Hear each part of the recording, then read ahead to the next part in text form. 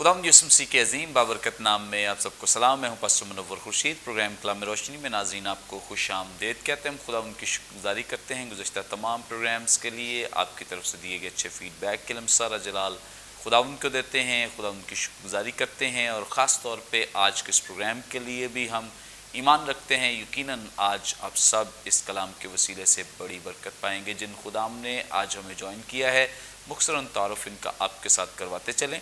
ہمیں جوائن کیا ہے پاسٹر انیل جان صاحب نے, تھینک یو سو مچ. اور ان کے ساتھ ہمیں جوائن کیا ہے پاسٹر مائیکل اشفاق صاحب نے, تھینک یو سو مچ. اس سے پہلے کہ ہم آج کے متن کی تلاوت کریں, میں ریکویسٹ کروں گا پاسٹر مائیکل اشفاق صاحب سے پلیز دعا میں رہنمائی کریں.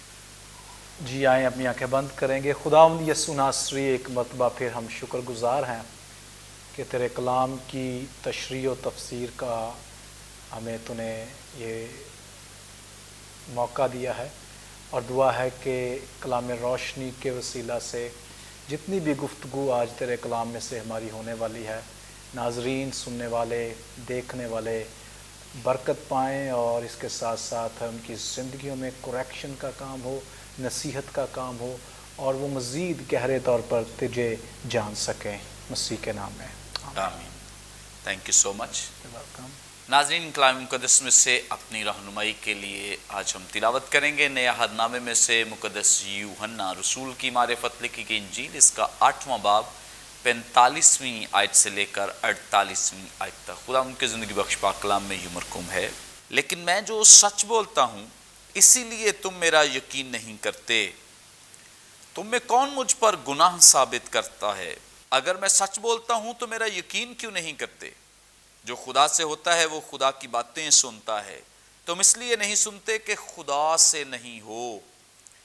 یہودیوں نے جواب میں اس سے کہا, کیا ہم خوب نہیں کہتے کہ تو سامری ہے اور تجھ میں بدرو ہے؟ کلام مقدس کے پڑھے سنے جانے پہ خدا ان کی برکت ہو, آمین.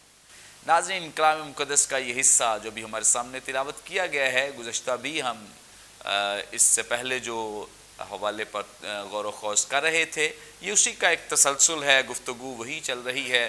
خداوند یسوع مسیح ان کے کاموں کے ذریعے سے ان پر واضح کرتے ہیں کہ تمہارے اندر ابلیس ہے, تم ابلیس کے فرزند ہو. وہ خداوند یسوع مسیح پر الزام لگا رہے ہیں, ثابت نہیں کر پائے لیکن الزام لگاتے ہیں کہ تیرے اندر بدرو ہے. مطلب یہ ایک کمپٹیشن چل رہا ہے. خداوند یسوع مسیح ان کے کاموں کے ذریعے ثابت کرتے ہیں, اور یہ خداوند یسوع مسیح پر غصے میں آ کر, ہائپر ہو کر الزام لگاتے ہیں کہ نہیں, ہمارے اندر ابلیس نہیں ہے بلکہ تیرے اندر بدرو ہے. سو یہ کنورسیشن آگے اب کافی پیک کی طرف بڑھ رہی ہے, جس پر ہم آج غور کریں گے, اور گفتگو کا آغاز ہم پاسٹر انیل جان صاحب سے کریں گے. جی پاسٹر صاحب, آپ ہماری رہنمائی فرمائیں. 45ویں آیت میں اب خداوند یسوع مسیح چونکہ جس طور سے انہیں گائیڈ کر رہے, رہنمائی کر رہے ہیں, وہ تو آگ بگولا ہوتے جا رہے ہیں وہ, اور وہ اعتبار بھی نہیں کرتے, یقین نہیں کرتے. یسوع مسیح انہیں کہتے ہیں کہ میں جو سچ بولتا ہوں اس لیے تم میرا یقین نہیں کرتے. اس بات کی ذرا وضاحت فرما دے پلیز. جو یہاں پر سلسلہ چل رہا ہے گفتگو کا, اس میں یہ آیت بڑی ہی اہم ہے. ہمارا اردو کا ترجمہ یہ بھی قریبی ایک سینس دے رہا ہے, لیکن جب ہم یونانی میں دیکھتے ہیں تو یہاں پر کازل کلاز ہے, ہوٹی یہاں پر استعمال ہوا ہے جو کازل ہے. تو اس آیت کا ترجمہ ہم یوں بھی کر سکتے ہیں, تم میرا یقین اس لیے نہیں کرتے کیونکہ میں سچ بولتا ہوں. یہاں پر کلیئرٹی مزید آ گئی ہے کہ یقین نہ کرنے کی وجہ کیا ہے. خداوند یسوع مسیح اس بات کو سامنے لانا چاہتے ہیں. خداوند یسوع مسیح نے جو یہاں پر وجہ بیان کی ہے کہ تم میرا یقین نہیں کرتے, وہ اوپر والی آیت میں ہمیں زیادہ واضح ملتی ہے. خداوند یسوع مسیح کہتے ہیں تم ابلیس کے فرزند ہو. تو خداوند کہنا یہ چاہ رہے ہیں کہ جو خدا کے سچے فرزند ہیں وہ سچائی سے محبت کرتے ہیں اور وہ مجھ پر ایمان لائیں گے. لیکن جو ابلیس کے فرزند ہیں وہ اس قدر جھوٹ کے غلبے میں ہوتے ہیں, وہ گویا گرم لوہے سے داغ دیے گئے, اس لیے وہ ایمان نہیں لائے, چاہے ان کے سامنے سچائی کو کتنی بھی وضاحت کے ساتھ رکھا جائے. اب یہاں پر سچ کا اثر خدا کے فرزندوں پر مختلف ہے اور ابلیس کے فرزندوں پر مختلف ہے۔ خداوند یسوع مسیح یہ کہہ رہے ہیں کہ تم ایمان کیوں نہیں لائے؟ کیونکہ میں سچ بول رہا ہوں۔ یعنی ابلیس کے فرزند کے سامنے سچائی کا کلام جب بھی رکھا جائے گا، اس میں بے ایمانی اور اس کلام کے خلاف دفاع مدافعت وہ زیادہ بڑھے گی۔ وہ بجائے اس کے کہ قائل ہو اور قبول کرے، وہ مخالفت کے لیے کھڑا ہوگا۔ یہ نشانی ہے شیطان کے فرزند کی۔ لیکن اگر وہی کلام خدا کے فرزند کو سکھایا جائے، اس کے سامنے رکھا جائے، تو وہ ایمان لائے گا۔ لیکن جو ابلیس کا فرزند ہوگا وہ بے ایمانی اور بے دینی میں اور زیادہ بڑھے گا، جیسے یہ یہاں پر بڑھ رہے ہیں۔ اب یہ وہی بات ہے جو چھٹے باب میں شروع ہوئی ہے۔ 44ویں آیت میں خداوند یسوع مسیح نے یہ بات کہی، کوئی میرے پاس نہیں آ سکتا جب تک کہ باپ جس نے مجھے بھیجا ہے اسے کھینچ نہ لے۔ اور پھر ایک اور بھی بات خداوند نے کہی کہ نبیوں کے صحیفوں میں یہ لکھا ہے کہ وہ سب خدا سے تعلیم یافتہ ہوں گے۔ جس کسی نے باپ سے سنا اور سیکھا ہے وہ میرے پاس آتا ہے۔ 37ویں آیت میں پھر خداوند کہتے ہیں، جو کچھ باپ مجھے دیتا ہے میرے پاس آ جائے گا، اور جو کچھ میرے پاس آئے گا اسے میں ہرگز نکال نہ دوں گا۔ تو ان باتوں کی روشنی میں ہم اس آیت کی تفسیر یوں کر سکتے ہیں، خداوند یسوع مسیح ان کو یہ کہہ رہے ہیں کہ میں سچ ہی بول رہا ہوں، میری باتوں میں کوئی ایسی بات نہیں ہے جو لغو ہو اور جو جھوٹ پر مبنی ہو۔ تم اس لیے اس کو قبول نہیں کر رہے کیونکہ تم جھوٹے ہو اور تم ابلیس کے فرزند ہو، یہ وجہ ہے تمہارے ایمان نہ لانے کی۔ تو میرے عزیزو، میں اس بات کو بڑے واضح طور پر آپ سب کے سامنے رکھنا چاہتا ہوں۔ آپ اس بات پر غور کریں کہ جب آپ کلام کو سنتے ہیں یہ آپ کی زندگیوں پر اثر کیا کرتا ہے۔ ہو سکتا ہے کہ کلام کو سنتے ہوئے آپ وربلی کوئی ایسا جملہ لفظ ادا نہ کریں کہ میں کلام کو سن کر اریٹیٹ ہو رہا ہوں، یہ کلام مجھے اچھا نہیں لگ رہا۔ کئی بار لوگ کہہ بھی دیتے ہیں، لیکن دل میں ایسا ساتھ وہ آپ کے کیسے ہیں؟ کیا آپ کی شادمانی خوشی میں اضافہ ہو رہا ہے؟ کیا آپ ایمان میں مزید ترقی کر رہے ہیں؟ اگر آپ ایسا محسوس کرتے ہیں تو میں آپ کو مبارکباد دیتا ہوں کہ آپ خداوند کے لوگ ہیں اور خدا باپ کے فرزند ہیں۔ God bless you. Thank you so much. یہاں خداوند یسوع مسیح نے بڑی زبردست ایک نشاندہی کر دی ہے خدا کے لوگوں کی اور ابلیس کے فرزندوں کی۔ جس طور سے ابھی پاسٹر نیل صاحب نے ہماری رہنمائی کی ہے کہ جو خدا کے کلام کو قبول کرتے ہیں، اسے سنتے ہیں، اس کا مطلب یہ ہے کہ وہ خدا سے ہیں، جیسے آگے اس بات کی وضاحت بھی کی گئی ہے۔ اور جو کلام نہیں سنتے یا کلام کے وسیلے انہیں کوئی نہ کوئی مشکل پیش آتی ہے کہ نہیں ان کے پاس ٹائم نہیں ہے، وہ اریٹیٹ ہوتے ہیں، سن کر دل برداشتہ ہوتے ہیں، وہ سننا ہی نہیں چاہتے، تو اس کا مطلب ہے یسوع مسیح انہیں کہہ رہے ہیں کہ تمہارے اندر ابلیس ہے، تم ابلیس کے فرزند ہو۔ اگر خدا کے فرزند ہوتے تو تم کلام سنتے، اس کا یقین بھی کرتے، اسے قبول کرتے، کیونکہ پچھلے پروگرامز میں ہم نے سیکھا بھی ہے کہ بزرگ ابراہیم نے کہتے ہیں کہ جب ہم اس کے فرزند ہیں، تو یسوع مسیح کہہ رہے ہیں اس نے تو مجھے قبول کیا، ایکسیپٹ کیا، میری تعظیم کی، میری پرستش کی، مجھے سجدہ کیا، تو تم کیا کرتے ہو؟ مجھے قتل کرنا چاہتے ہو۔ کیسی تم اپنی نشاندہی کر رہے ہو کہ ہم ابراہیم کے فرزند ہیں؟ فرزند ہوتے تو میرے کلام پر عمل پیرا ہوتے، مجھے قبول کرتے، میری رسپیکٹ کرتے، میری عزت کرتے۔ ہم اپریشیٹ کرتے ہیں خاص طور پر برکت ٹی وی کے جتنے بھی وہ ناظرین جو کلام روشنی کو دیکھتے ہیں اور بڑی باقاعدگی سے دیکھتے ہیں، ہم اس بات کے لیے خداوند کا شکر کرتے ہیں کہ آپ کے اندر خدا نے یہ بھوک، پیاس اور تڑپ رکھی ہے تاکہ آپ خدا کے کلام کو سنیں۔ اور کئی دفعہ جب پروگرام ان تک نہیں پہنچ پاتا، کوئی اور نیٹ ورک پرابلم، کیبل کے مسئلے کئی اور، تو بہت سارے لوگ جو ہیں وہ اس وجہ سے اداس ہوتے ہیں، پریشان ہوتے ہیں کہ ہم بڑی باقاعدگی سے سیکھ رہے تھے لیکن کلام ہم تک نہیں آ رہا ہے۔ تو میں بہت اپریشیٹ کرتا ہوں آپ سب کو جتنے بھی پوری کمٹمنٹ کے ساتھ، لگن کے ساتھ خدا کا کلام سیکھ رہے ہیں، کیونکہ آپ کے اندر خدا موجود ہے جو آپ کو اس بات کے لیے کنونس کرتا ہے کہ آپ اس کا کلام سنیں اور سیکھیں۔ آگے بڑھیں گے اور پاسٹر مائیکل اشفاق صاحب سے جانیں گے۔ پاسٹر صاحب آپ ہماری رہنمائی فرمائیں، یہاں پہ 46ویں آیت میں لکھا ہے تم میں کون مجھ پر گناہ ثابت کرتا ہے؟ اگر میں سچ بولتا ہوں تو میرا یقین کیوں نہیں کرتے؟ بہت بڑا دعویٰ کیا ہے خداوند یسوع مسیح نے، اور ان لوگوں کے سامنے جو اس کے مخالفین ہیں۔ اور میں سمجھتا ہوں کہ جب آپ اس کی تشریح فرمائیں گے تو آج کے بھی بہت سارے جو مخالفین ہیں، ایک تو ان کو جواب مل جائے گا، اور ہمارے جو مسیحی ہیں ان کو جواب دینا آ جائے گا کہ ہم نے کیسے ان لوگوں کو جواب دینا ہے۔ پلیز عزری تھینک یو سو مچ۔ یوحنا کی انجیل اور خاص طور پہ یہ جو چھٹے باب سے آن ورڈ جو گفتگو کا ایک سلسلہ چل رہا ہے، ویری ہیٹیڈ ہے، بہت جو ہے وہ غصے والی، عام لفظوں میں کہا جائے تو گفتگو کا ایکسچینج ہو رہا ہے مسیح یسوع کا یہودی جو اس وقت کی قیادت ہے ان کے ساتھ ہے۔ اس چیپٹر میں بھی بیسیکلی جو مسیح کی شناخت ہے وہ اس پہ کافی زیادہ بات ہو رہی ہے، کیونکہ بہت سے لوگ اس وقت بھی مسیح کی شناخت کے بارے میں کنفیوزڈ تھے، پاسٹ میں رہ بھی چکے تھے، اور آج بھی کئی لوگ مسیح کی شناخت کو لے کر کنفیوزڈ ہیں، ان کے اذہان میں سوالات ہیں یا کئی طرح کی الجھنیں انہیں دبائے ہوئے ہیں تاکہ مسیح یسوع کو وہ حقیقی طور پہ جان نہ پائیں۔ مسیح یسوع ان لوگوں کے سامنے کھڑے ہیں، تو یسوع مسیح کے دو بڑے کلیم ہیں اس پورے چیپٹر میں۔ اگر ہم پیچھے جائیں تو یسوع مسیح کا پہلا کلیم بہت بڑا جو ہے وہ یہ ہے کہ میں لائٹ ہوں، میں دنیا کا نور ہوں، اور یہودیوں کے نزدیک نور کی جو ڈیفینیشن ہے وہ پریزنس آف گاڈ سے ریلیٹ ہوتی ہے۔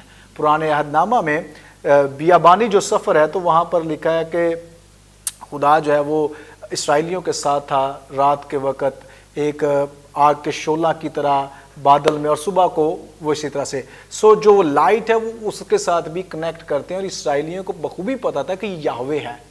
ٹیکنیکلی جب مسیح یسوع نے کہا کہ میں لائٹ ہوں تو وہ یہوہ کے ایکول اپنے آپ کو جو ہے وہ کلیم کر رہا ہے۔ دوسرا بڑا کلیم جو ہے وہ مسیح یسوع کی پری ایگزسٹنس کے بارے میں، اور وہ ابراہیم کا ذکر کرتا ہے کہ میں ابراہیم سے بھی پہلے ہوں، رائٹ۔ یہ دو بڑے کلیم پیچھے ہیں جس کی وجہ سے کافی جو ہے وہ گفتگو میں تشنگی ہے اور کافی غصہ ہے اور کافی آگ بگولا ہے لوگ مسیح پر۔ لیکن یہ جو کلیم ہے یہ میں سمجھتا ہوں کلائمیکس ہے مسیحی تعلیمات کا بھی، مسیحی ایمان کا بھی، اور مسیح یسوع کی خود زندگی کا اور اس کی خدمت کا بھی، کہ کون ہے جو مجھ پر جو ہے وہ گناہ ثابت کر سکتا ہے۔ اس میں دو ڈائمینشنز ہیں۔ نمبر 1، مسیح یسوع کی ذات مبارکہ میں گناہ نہیں ہے، اور اس کی پہلی اور بنیادی وجہ یہ ہے کہ یہ پیدائش کی کتاب میں ہی جب باغ عدن میں گناہ ہوا تھا تو خدا نے خود یہ پروفیسی، یہ کلام آدم کو دے دیا تھا کہ، اور سانپ کو ڈانٹتے وقت یہ کلام خدا نے کیا تھا کہ میں تیری اور عورت کی نسل میں دشمنی ڈالوں گا، وہ تیرے سر کو کچلے گا تو اس کی ایڑی کو کاٹے گا۔ ویمن کی جو سیڈ ہے یا ویمن کی جو نسل ہے وہ مسیح یسوع کا ہونا ضروری تھا۔ پھر یسایہ نے اس کے بارے میں پروفیسی کی کہ کنواری حاملہ ہوگی، پھر متی رسول نے اس کی تصدیق کی کہ یسوع مسیح جو ہے وہ اس کنواری سے پیدا ہوا جس کی نبوت یسایہ نے کی۔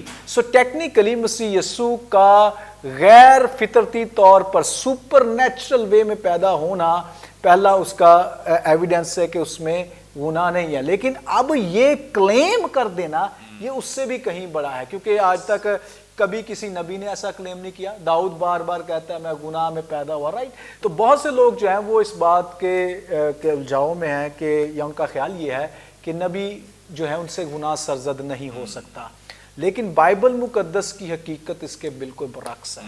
بہت سے نبیوں کے گناہ بائبل میں مینشن ہے، جیسے کہ داؤد کا گناہ مینشن ہے، اور بھی مختلف انبیاء کرام کے گناہ مینشن ہے۔ اس لیے مسیح کی ذات مبارکہ انسانی تاریخ میں صرف ایک ایسی شخصیت ہیں جن کی ذات میں ان کی پیدائش سے ہی گناہ موجود نہیں تھا۔ پھر انہوں نے نہ صرف ان کی ذات میں گناہ موجود نہیں تھا بلکہ انہوں نے اپنے کاموں سے بھی کبھی خدا کے خلاف ہونے کا کوئی بھی ایسا عمل ان سے سرزد نہیں ہوا جن کو گناہ کے زمرے میں ڈالا جا سکے۔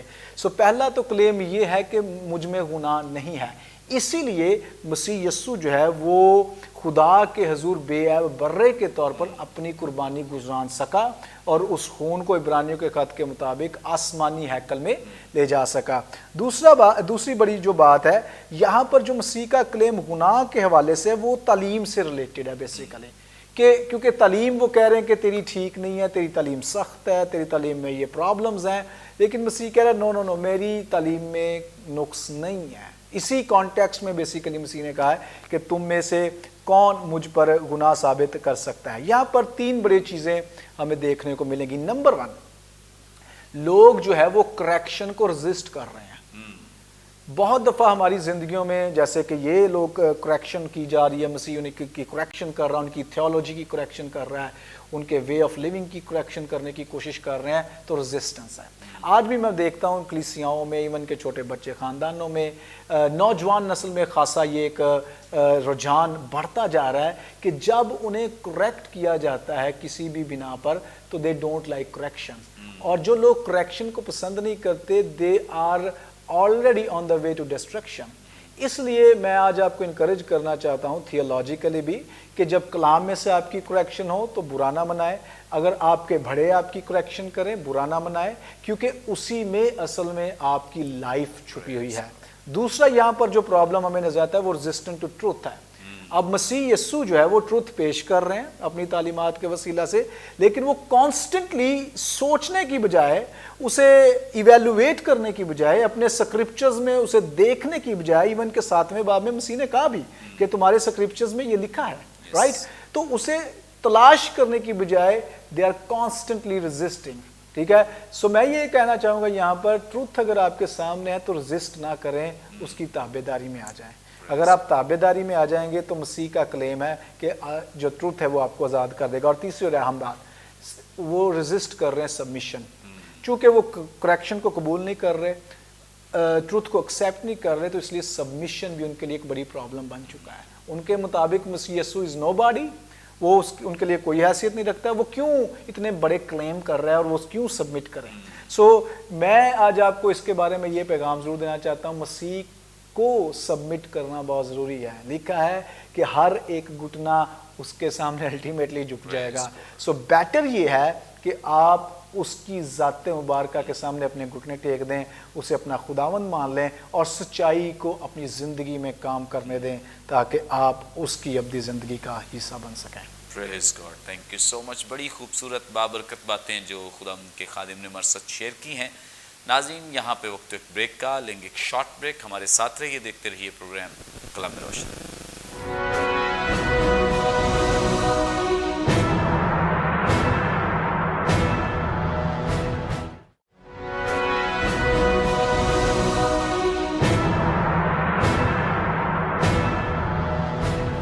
ویلکم بیک ناظرین، آپ دیکھ رہے ہیں پروگرام کلام روشنی۔ بریک پر جانے سے پہلے بڑی خوبصورت بابرکت باتیں جو آپ خدا کے خدام سے سن رہے تھے، آگے بڑھیں گے اور پاسٹر انیل صاحب سے ایک دفعہ پھر ہم جانیں گے۔ پاسٹر صاحب، آپ ہماری رہنمائی فرمائیں۔ یہاں پر 47ویں آیت میں لکھا ہے، جو خدا سے ہوتا ہے وہ خدا کی باتیں سنتا ہے، تم اس لیے نہیں سنتے کہ خدا سے نہیں ہو۔ کیا مطلب ہے اس آیت کا؟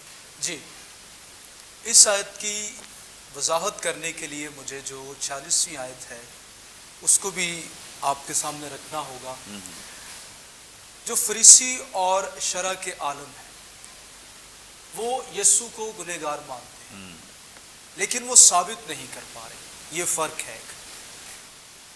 وہ کیسے گنہگار مانتے ہیں؟ ان کی نگاہ میں خداوند یسوع سبت کو توڑنے والا، پھر وہ کفر بکنے والا ہے۔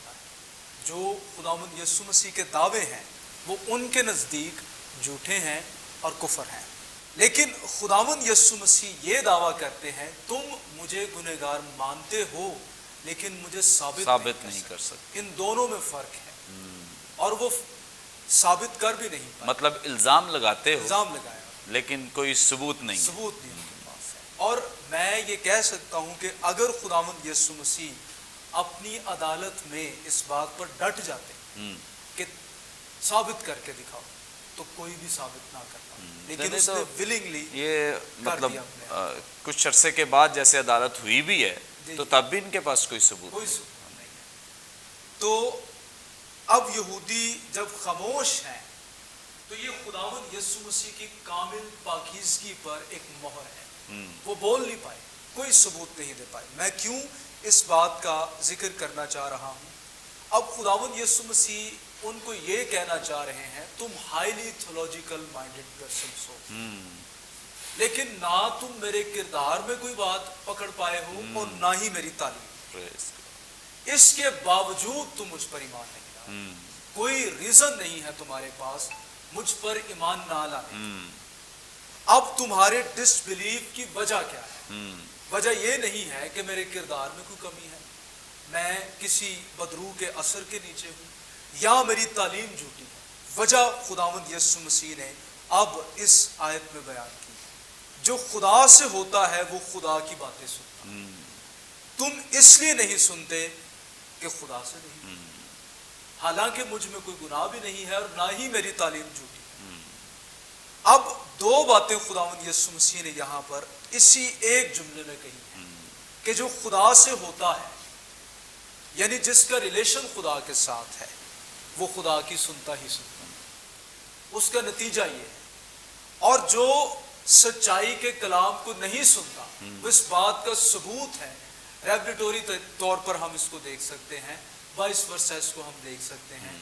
تھوڑا سا لفظوں کو آگے پیچھے کر کے خداوند نے ایک ہی بات کو دو طرح سے بیان کیا ہے کہ جو سنتا ہے، اس کا مطلب یہ ہے کہ وہ خدا کی طرف سے، جو نہیں سنتا وہ اس بات کا ثبوت ہے کہ وہ خدا کی طرف سے نہیں ہے۔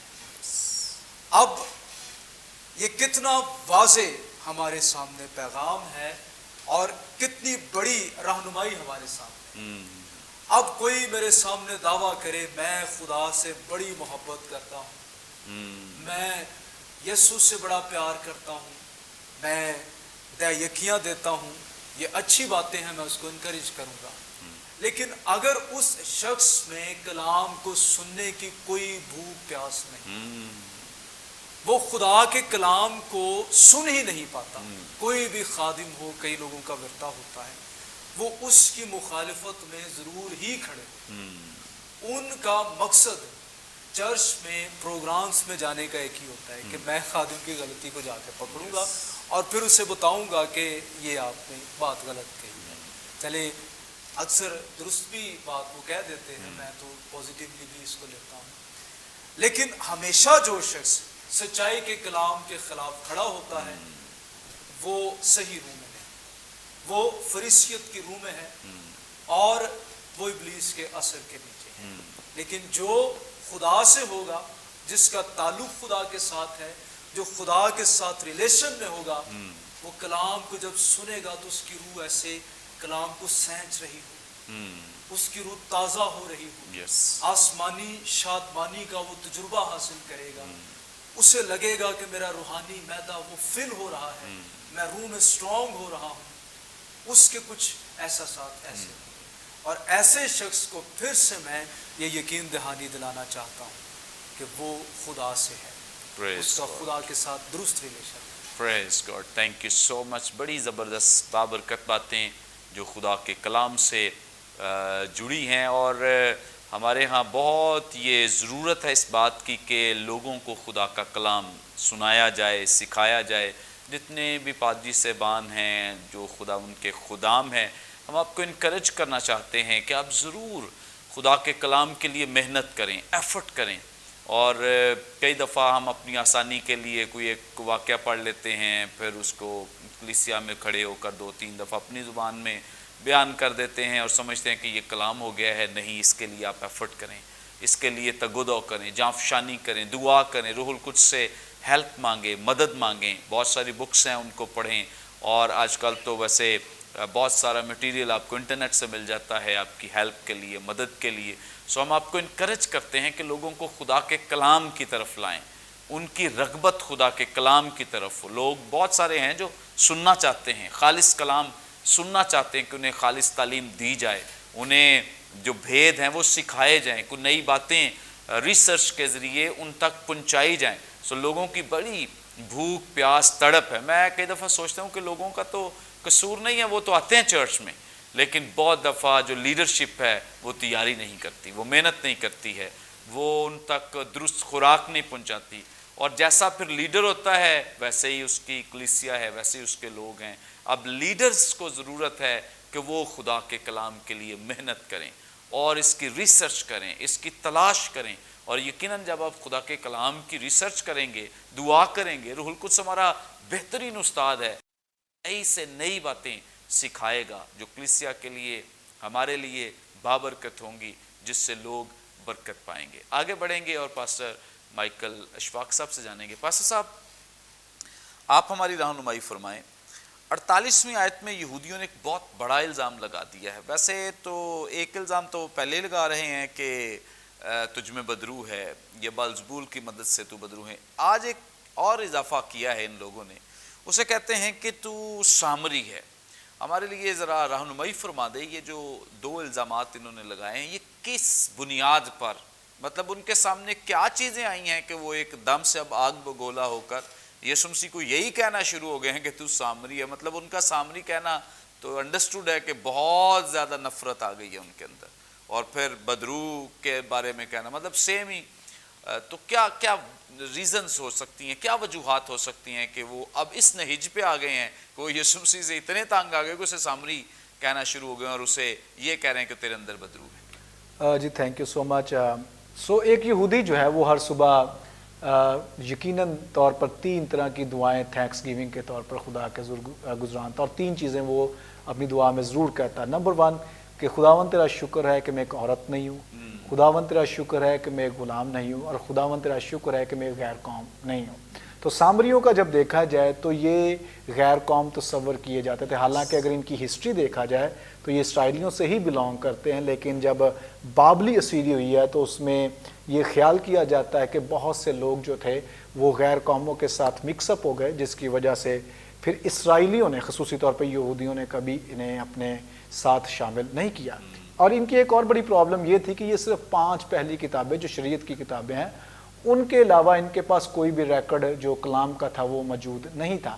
یہ انہی 5 کتابوں پر تکیہ کرتے تھے۔ اگر ہم سامری عورت کی جو گفتگو ہے مسیح یسوع کے ساتھ اس کا جائزہ لیں تو وہاں پر ہمیں ملے گا کہ وہ ایمان رکھتی ہے کہ وہ کرائسٹ آئے گا، موسیٰ کی مانند ایک نبی آئے گا۔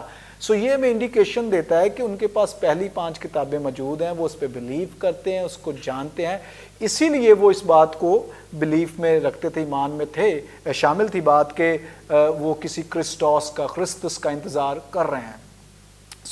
سامری کیوں کہہ رہے ہیں؟ نمبر 1 کیونکہ سامری جو تھے وہ خدا سے کٹے ہوئے تصور کیے جاتے تھے۔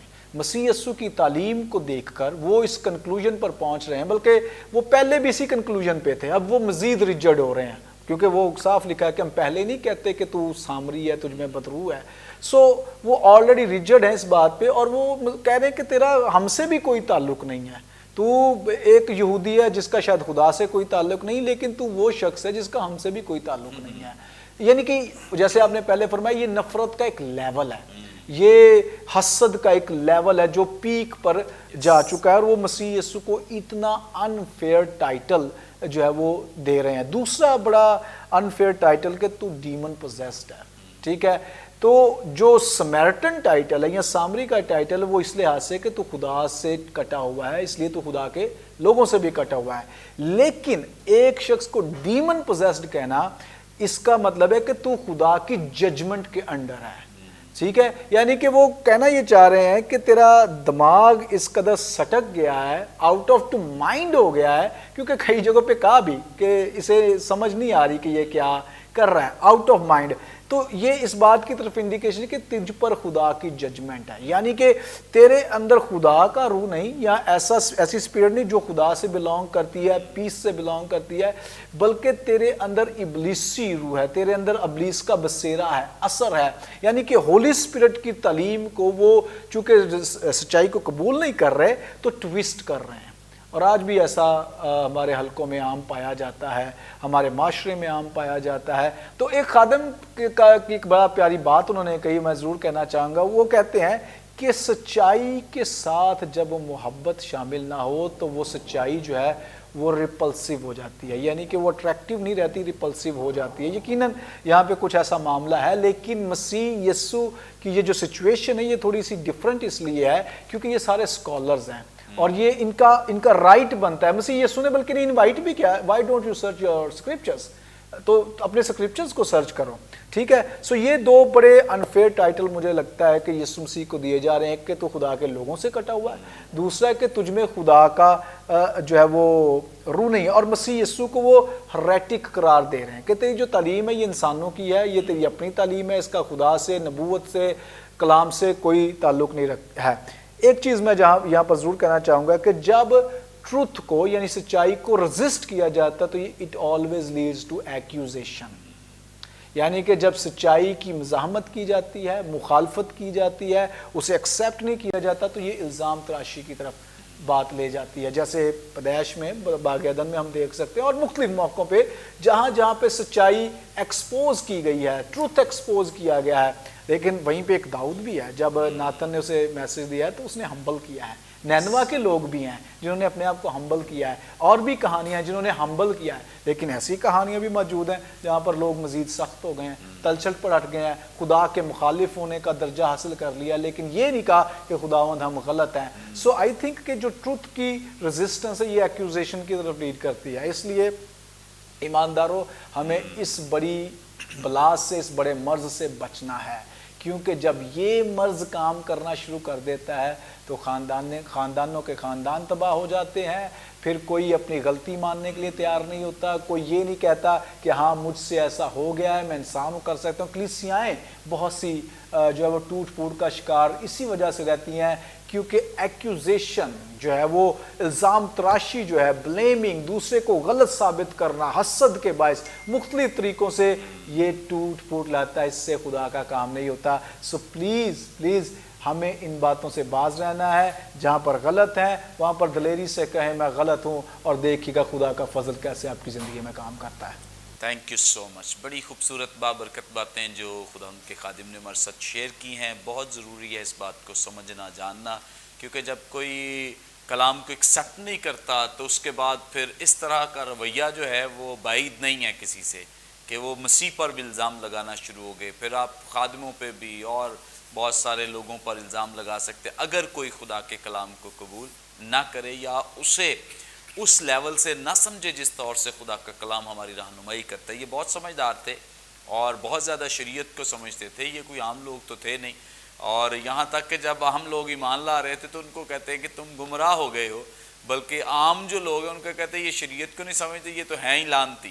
سو اس اعتبار سے یہاں تک وہ اتنے ریجڈ اور سخت قسم کے لوگ بن چکے تھے کہ اب وہ سمجھتے کہ جو ہم سمجھتے ہیں یہ درست ہے، اور جو خدا کا کلام ہے یہاں تک کہ اس کی بھی سچائیوں کو وہ قبول کرنے کے لیے تیار نہیں. اس لیے بھی یسوع مسیح پہ الزام لگاتے ہیں کیونکہ یسوع مسیح بھی ان کی جو اورل لا ہے یا جو زبانی شریعت اس کو وہ بھی نہیں مانتا تھا، کیونکہ خداوند یسوع مسیح نے جتنی باتیں کی ہیں وہ اس کلام کی ہیں جو بائبل مقدس میں موجود ہے. لیکن یہودی، فقیہ، فریسی، شرع کے عالم وہ پابند ہیں ان تمام تعلیمات کے جو ربیوں کی ہیں، اور وہ اس کو بھی ایڈ کرتے ہیں، وہ اس پہ بھی عمل پیرا ہیں، وہ اس کو بھی لے کے چلتے ہیں، وہ اس کو بھی آگے اپنے بچوں کو سکھاتے ہیں. لیکن خداوند یسوع مسیح اس کے قائل نہیں ہیں اور اس بات کو وہ ماننے کے لیے بھی تیار نہیں ہیں. جو ربیوں کی ساری تعلیمات ہے وہ صرف اور صرف خداوند یسوع مسیح نے کلام کی جو وضاحت دی ہے وہ صرف اولڈ ٹیسٹمنٹ یعنی پرانے عہد نامے کے، اس میں شریعت ہے، دیگر جو انبیاء کے صحائف ہیں ان کو وہ مانتے، ان کی وہ تعلیم دیتے. لیکن ان کی زبانی شریعت کو اس لیے بھی انہوں نے الزام لگایا ہے کیونکہ تو ہمیں ہی قبول نہیں کرتا، تو ہمیں ہی نہیں مانتا، ہمارے بزرگوں کو نہیں مانتا. تو سامری بھی یہی کرتے ہیں، وہ بھی ہمارے بزرگوں کو نہیں مانتے. تو تجھ میں اور مطلب سامریوں میں کوئی فرق نہیں، وہ بھی ایسے ہی ہے جیسے ان کے اندر بدروہیں ہیں، تو بھی ایسی ہے جیسے تیرے اندر بدروح ہے، کیونکہ یہ سچائی کو قبول کرنے کے لیے تیار نہیں ہے. موقع ہے، اپرچونٹی ہے کہ ہم سچائی کو قبول کریں. Thank you so much pastor, thank you so much. یقیناً ناظرین آج کے کلام کے وسیلے سے آپ سب نے بڑی برکت پائی ہے. ابھی بھی آپ کا کوئی سوال ہو اسکرین پر دیے گئے نمبرز ڈائل کریں، اپنا سوال ہم تک پہنچا سکتے ہیں.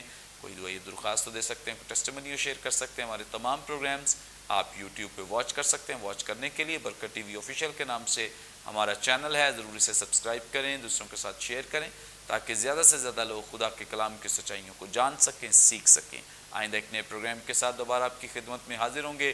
تب تک کے لیے اجازت دیجیے. دیکھتے رہیے برکت T V. God bless you.